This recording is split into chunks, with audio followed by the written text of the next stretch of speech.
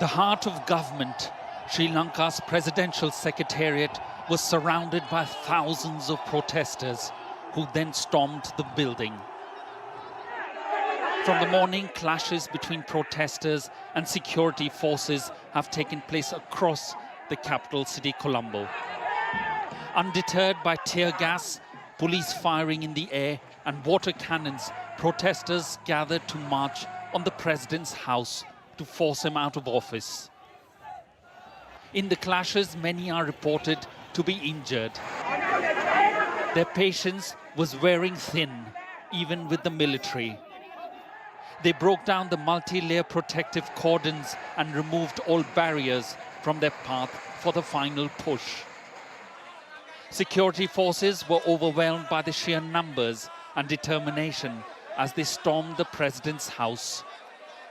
Some carrying the nation's flag, they walked through the gardens and many rooms and corridors of the building, warning their president to go. While a few jumped in the swimming pool to cool off in the most secure address in the country. President Gotabaya Rajapaksa had earlier been evacuated to an undisclosed location. Temple Tree, the official residence of Prime Minister Ranil Wickremesinghe, was also stormed by protesters, while his private home has been set alight. The anger against leaders is palpable.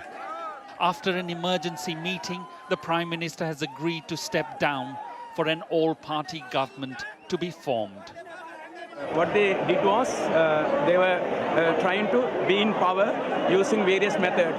So today, the people who were in the struggle, they entered the President House possibly and took it into control.